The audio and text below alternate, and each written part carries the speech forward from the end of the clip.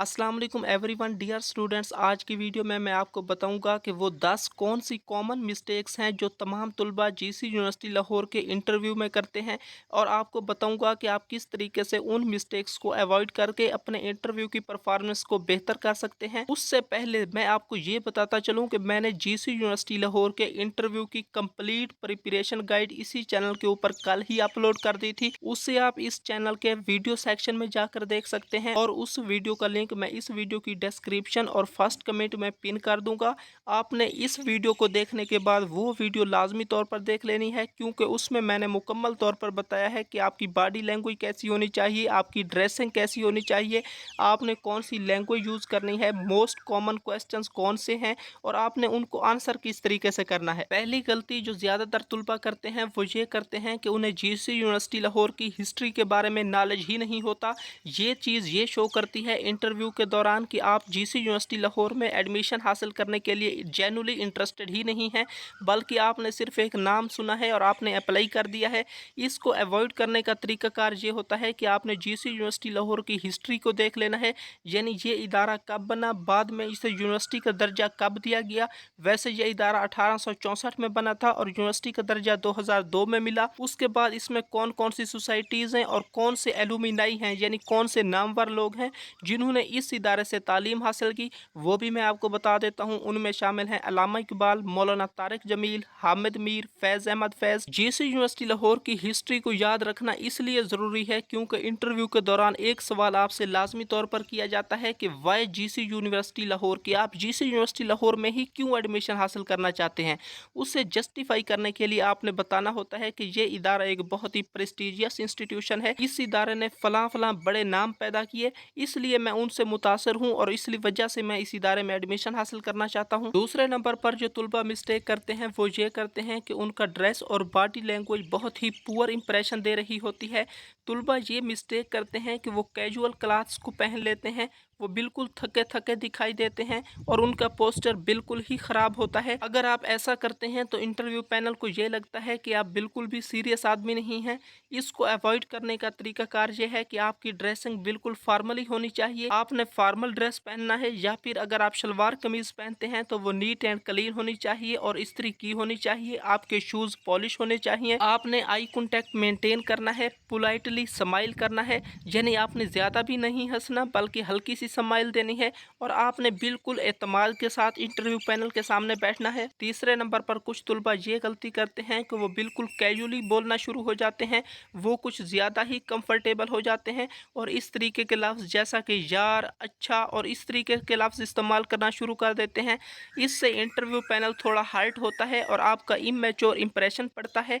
इसको अवॉइड करने का तरीकाकार ये है कि आपने बिल्कुल क्लियरली पोलाइट अंदाज में उर्दू या इंग्लिश में बात करनी है, और आपने रिस्पेक्टफुल लैंग्वेज में बात करनी है, जिस तरीके से सर, मैडम और एंड पे आपने थैंक यू का लफ्ज़ लाजमी बोलना है। चौथे नंबर पर तुलबा ये गलती करते हैं कि वो अपने सब्जेक्ट नॉलेज को बिल्कुल ही इग्नोर कर देते हैं। वाज़ेह रहे कि इंटरव्यू के दौरान आपके एकेडमिक से मुतल्लिक भी सवालात पूछे जाते हैं, इसलिए आपने अपनी एफएससी लेवल की कोर सब्जेक्ट जैसा कि बायोलॉजी, केमिस्ट्री और इंग्लिश को देख लेना है। इसी तरीके से स्पेशली वो सब्जेक्ट या मेजर जिसमें आप आगे अप्लाई कर रहे हैं, उससे रिलेटेड एक दो सवाल आपसे लाजमी तौर पर पूछे जाते हैं। अगर आपको वो सवाल नहीं आएंगे तो आपका बैड इंप्रेशन पड़ेगा और इंटरव्यू पैनल को ये लगता है कि आप अपने एकेडमिक में बिल्कुल भी सीरियस नहीं हैं। इसको अवॉइड करने का तरीकाकार ये है कि इंटरव्यू से पहले स्पेशली वो सब्जेक्ट जिसमें आप अप्लाई कर रहे हैं, एफएससी की बुक से आपने उसे थारोली एक दफ़ा रिवाइज़ कर लेना है, और जो इम्पोर्टेंट कॉन्सेप्ट हैं, डेफिनेशंस हैं और अपनी फील्ड से मुतल्लिक जो भी टर्मिनोलॉजीज़ हैं, आपने उन्हें एक दफ़ा रिवाइज़ करके याद कर लेना है। पाँचवें नंबर पर तुलबा ये गलती करते हैं कि उन्हें मालूम होता है कुछ ऐसे कॉमन क्वेश्चन हैं जो हर किसी से इंटरव्यू में पूछे जाते हैं, वो उनके भी सैम्पल आंसर्स को याद नहीं करते।